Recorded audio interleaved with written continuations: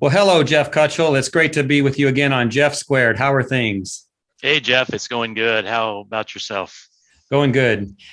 Today's topic, it's about business. I see on social media, we see these owners and entrepreneurs complaining that they don't get paid much. They wonder, should I get a job? I don't know. Do you think we could figure this out? I know marketing's definitely not my strength, so let's hope we can. Yeah. Well, I know we could probably offer some good advice. Well, maybe not good. Well, we could offer some advice on how to run a business. Well, we have a guest today. I'm going to hold up a picture of our guest. There he is. Oh There's our my. guest right there. Let's bring him on and we'll talk to him. Let's see who it is. Let's bring him on. That's hilarious. It's Mason. Oh, he left his shirt on. Thank goodness. No. One or two buttons. What do you think? Will this help, Jeff? Yes. Help a little bit, a little more. Yes, Mason. I'm gonna take my glasses we'll definitely drive away all the girls from watching this episode. No, I thought, Mason, we go way back to an experience show years ago, and Grizzly Adams was one of my favorite characters on TV growing up.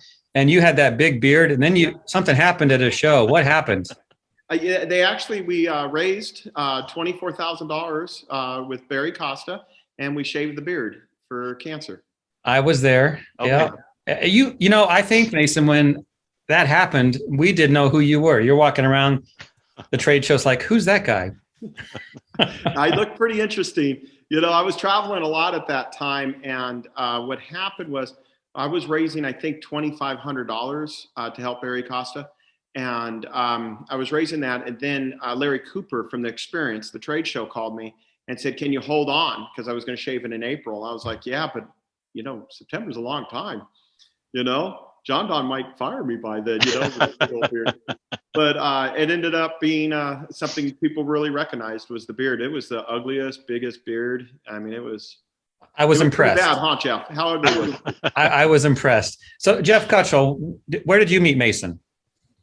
I met Mason when he was working at John Don, actually. Mm-hmm. Yeah, I went in to do a class, and he was there as the truck mount rep. Yeah, I was there once at that same store doing a class. And I remember we were going to go out and try out a truck mount, which Mason's known for selling truck mounts. He knows everything about them. And he says, let's do a Facebook Live. I'm like, what? So there we were, probably 2 hours outside with this Facebook Live thing going. I think that's what you did, Mason. Yeah, I did. That's everyone knows. My wife and kids, they're like, oh, is this live? So I'm kind of known for that. I think another thing social media really got me known for was the bathroom selfies. Do you remember those? Yeah, I don't like those. Yeah, there's a point behind it. So it's nothing crude. I actually got in big trouble when I worked at HydroMaster. I did one my first week on the job. I was at 30,000 feet, and I put toilet paper all around me, and I was like, turbulence! And I'm flushing the toilet, And then I went into that big office, principal's office again. But, it's not a big deal going to the principal office as long as you know the route, and, you just have to say these 3 words really helped me in life. I don't recall. So I went in there and did not recall. And, there's something about sales that I love is you get a lot of forgiveness if you know how to sell. It's really hard to get rid of a person. And we need that sometimes. Yeah. But Absolutely. The bathroom selfies, I want to go on that for a second. It was more of a thing in Austin's a weird place. You could be washing your hands. It's called Mighty Fine Cheeseburgers. And you're washing your hands, and it's a double way mirror. So you could see people eating while you're washing your hands. So I did one there, So there was something about it because a lot of people back then, they all don't have personalities like Jeff Squares here, right? So a lot of these people are shy to take a picture. They don't like their look and stuff. I mean, I was just blessed with good looks. But so a lot of them don't. So a lot of people would just take a picture with the mirror or something. So it's nothing crude. It was more to get them, take a picture. Don't be worried about posting a picture. And you guys understand this. My wife has to approve everything before I send it or post it. On Facebook Live, I don't have to ask that, so that's kind of a beauty about it. But anyway, so it's to get them out of their shell. And with my marketing and my sales background, you really need to be in front of people as much as possible. Mm-hmm. So that was really the point of it. We have one with John Don, pretty good. Papa Nick got in trouble, Bill. but that was a pretty cool one. And I still have it for blackmail if I ever need money one day. So hold on to that. You never know. Yeah. Oh, yeah. You never know. And Jeff, I don't know if you know this about Mason. He's also known for his humility. Yes. I kind of picked up on that. Yeah, I did. Yeah. Well, listen, before we drive everyone away, and keep your shirt on, Mason, we want to talk about business, some ideas. I noticed, Mason, that on your group on Facebook, there's all kinds of great advice there. But you posted something interesting. You posted this comment. I'll read it. Owning a business means you don't punch out at 5. Sometimes you work 90 to 100 hours a week for zero income. Nobody speaks on it, but that's the reality. You know, Mason, when I saw that post, I thought anyone who wants to get into business can probably think up 101 reasons why they shouldn't do it. You know, Yet I think your comment had a different appeal. Can you tell us about that? Yeah, my thing was more the passion. You have to do what you love. I've done very good in my life. I've been very successful with my marriage, my kids, and all that stuff. But the big thing I found out in business was my success is I did what I loved. And then you didn't really look at the hours. And then the income always follows. Now, you can't, I mean, like I love eating cheeseburgers. I can't make a living doing that. But you know what I'm saying? You got to do what you love, and you have to have a passion. So my 90, 100-hour weeks were probably lying. I probably do more than that. I'm always thinking business and stuff. And you remember when I opened my consulting business, I had that big iPhone, right? Or I have that cardboard cutout. You have to always be in front of people. So Jeff, you write articles all the time. Do you ever stop? You're always thinking of the next article. And the carpet cleaners, every time they go to a restaurant, they look at the carpet, right? Wherever they go, they're looking at flooring. Restoration guys are always looking at, hey, this is a drying nightmare or something, So roofers look at roofs. So anyways, what I'm trying to get at is that you're always working more. My biggest topic about the 90 hours were that self-employed people have to think about the hats they can take off. They wear too many hats, and delegate that, because I didn't really succeed in life probably until 2012, 13, when I really took off hard, when I started saying, what is my time worth? I used to work on my weakness. And I know you're looking at me like, hey, this guy, like no weakness possible, But anyways, so my weaknesses, and I used to try to build those and make them stronger. Then I got smart and said, I don't care. I'm not good at washing cars. I'm going to hire Dan, the detail man. He's going to wash my car. I'm going to go over here and do what I'm good at. And I call Brett Favre that way, a great quarterback, right? You want to have him be a blocker or anything else, he's a quarterback. So I stayed in my lane, basically, right?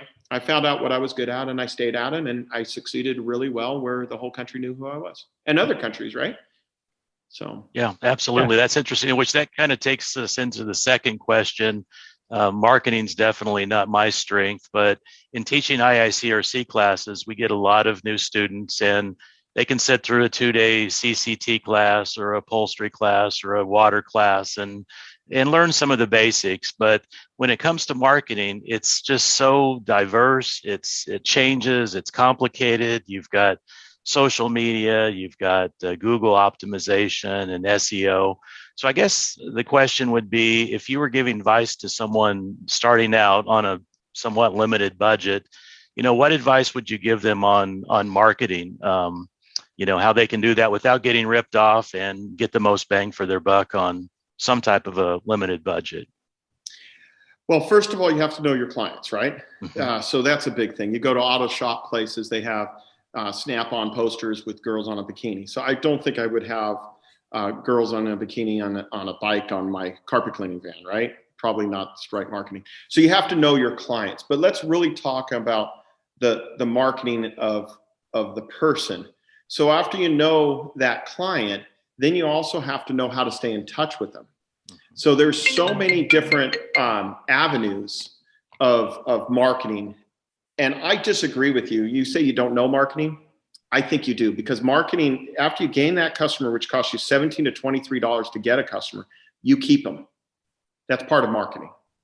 You know what? Your presentation and everything. So I disagree with you. I think some of us can grab new clients faster. Some of us come out of our shell faster. which I agree with that. I think also analytics, you really have to do you know what AI are?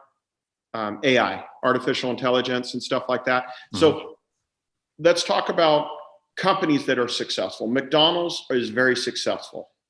I studied them in college. And McDonald's does something really cool is they own the real estate. So they actually own more real estate than the Catholic Church. They passed them up around 15 years ago.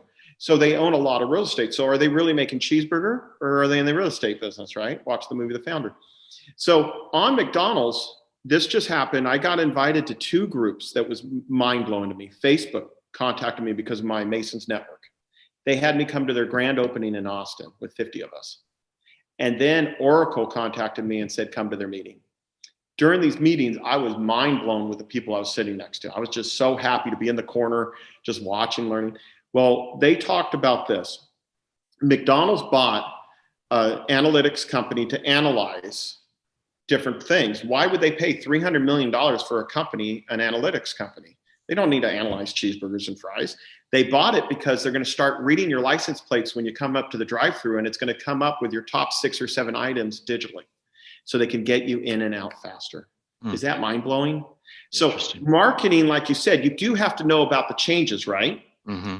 But in the carpet cleaning industry and the restoration, you don't have to know about it. I started a Facebook group 8, 9 years ago, and I'm the largest group out there because I'm in an industry. I'm the biggest fish in the smallest bowl, right? You put me into some other industry that's digital, they'd be like 8,000 members. That's nothing. You know, I have 82 million. So in our industry, it's big because we only have 40,000 cleaners in the USA. Full-time. I think the database is around 57,000. But there are a lot of part-times and janitorials. But there's probably around 43,000. Jeff Cross, do you think I'm pretty close? I think you're right on. Yeah. There's a lot of companies out there, but not all of them do it full-time. So say 43,000, I have 8,000. I have what, 25% of the market there, 20% of the market. So in a small group. So if you're digital, so that's one, okay. The other one is Costco. Costco opened an app a year and a half ago, never had an app until a year and a half ago. They have 82 million users. How many members opened that app and signed up for it for the first 30 days, Jeff? What do you think? Quite a few. 74%. They got their whole market in 30 days. And a lot of them don't have emails, right? There's still people without emails. I know you guys don't see it, but there's people without emails. There's still some, I go out and clean. Some people don't have computers. They're still haven't gone there. We have a family member that has a cell phone and she does it by pay per month or something. Just it's not digital or anything. I think it's one of those old cell phones. Anyways, so you have to know that market. So Costco did that and they had that much of an impact in 30 days. Well, now you don't have to carry your driver's license. You could just show them on the app who you are. So you don't have to carry another ID, right? Because we're all trying to do slim. So what they did, the app for, Jeff, is now when you're down every row, they say you normally buy this on this row.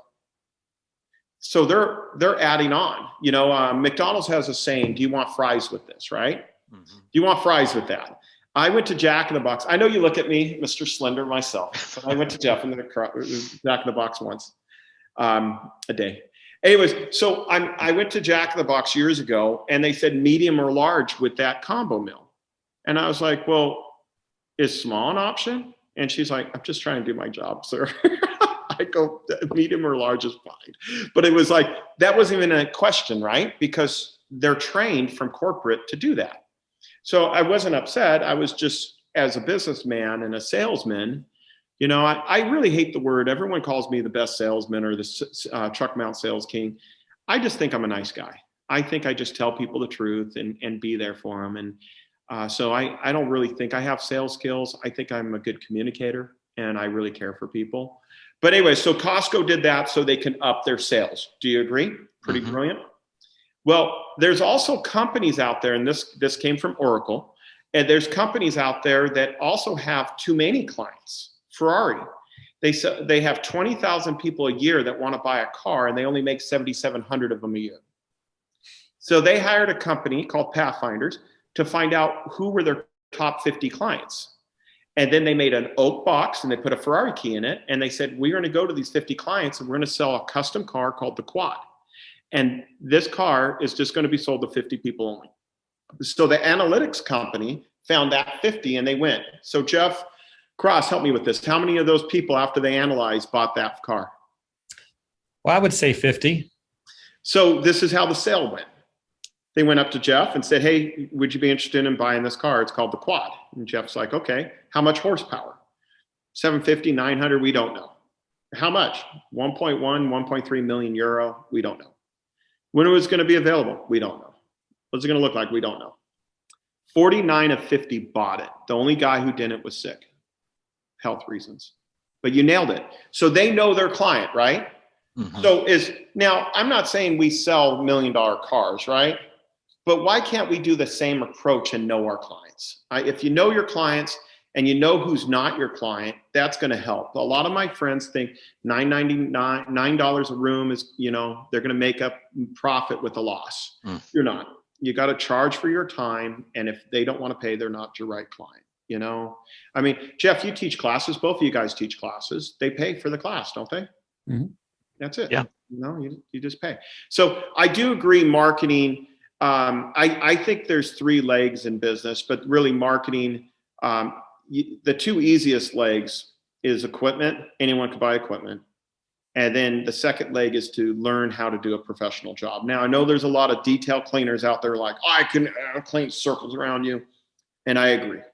But I'm just saying you can teach classes and get educated in that field.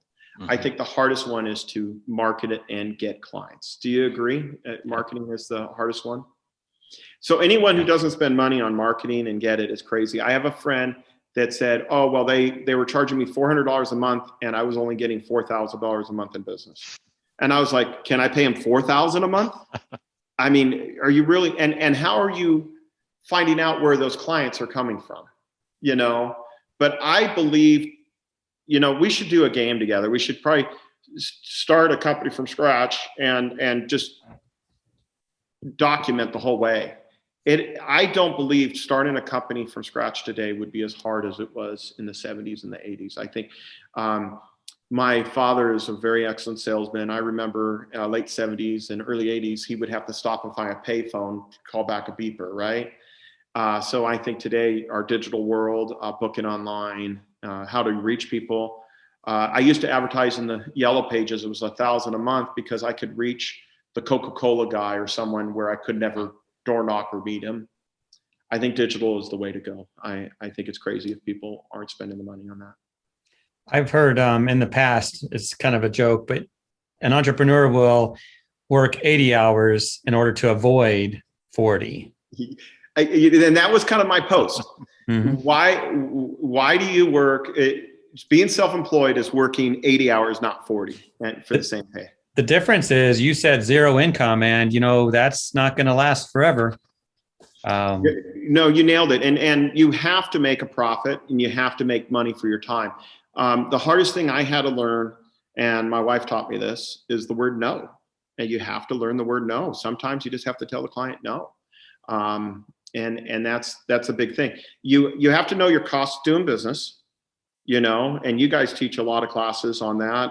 VAST, I think you teach, Jeff. So there's a lot of this. You have to know, I think that's more around the employees, right, VAST? Yeah, customer service. Mm-hmm. Yeah. But you teach classes and you have to know your cost. Mm-hmm. How are you you can't make a profit up on making negative so many times. Only in mathematics, you could times negative, make a positive, right? You're not going to make a profit.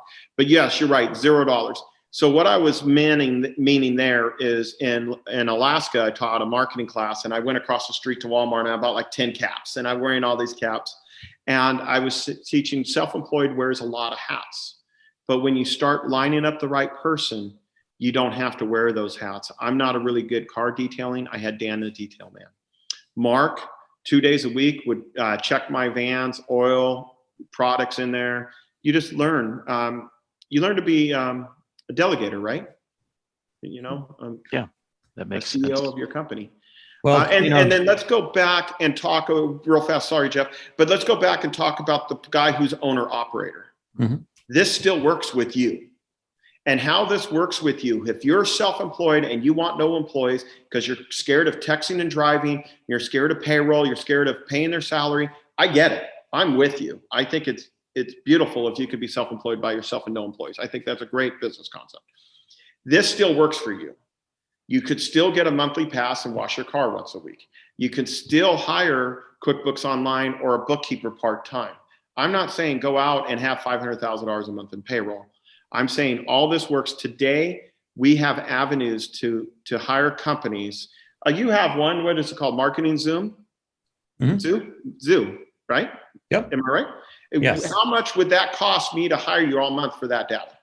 I don't know if you have that kind of money. Yeah. So, but I can hire you for X amount of dollars, which is like, a membership at a gym. So anyways, that's how I look at it. So you guys get it, right? This works for everyone. So if you want to be self-employed with no employees, or if you want to have a large staff, and I've seen both companies make the same mistakes. Well, it all comes down to, and Jeff, you teach the VAST class, which is, you said, customer service. Mm-hmm. If you treat people good, treat them right, that's going to go a long ways right there. Yeah. Yeah. Well, Mason, we have one final topic. You mentioned starting a company from scratch. If you were to do it again tomorrow, you're going to start a cleaning and restoration company from scratch. Give us a quick, maybe the 3 things you would do right away. Yeah, and I kind of knew this one was coming. I think we should document it, and maybe I should go do it because I have a We're recording this, Mason. We're recording maybe this. I should go start it.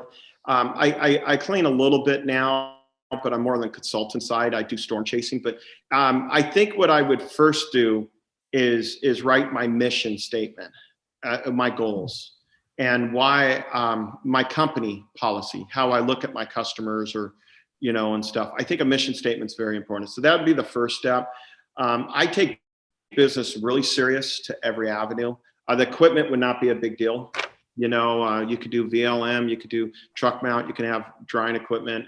All that's pretty simple to me. So everyone who gets all excited about the equipment, at John Donne, my sales were so hard. There was a truck mount there, and everyone would want to walk and touch it and then buy it. Every time I walked them away into the conference room, and I walked away from them. They're like, what is he doing? Well, you can't buy a machine unless you know business.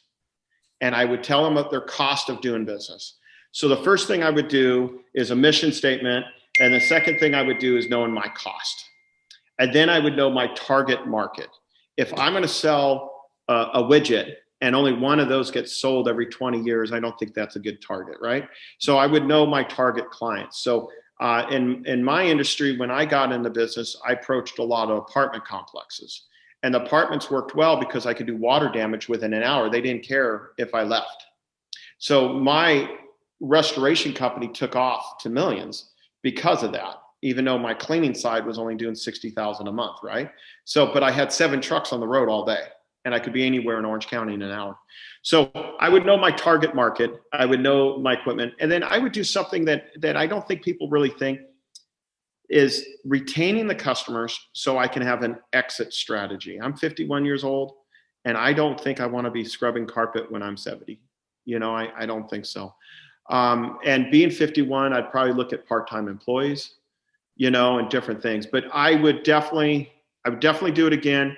I would know my target, and and freedom.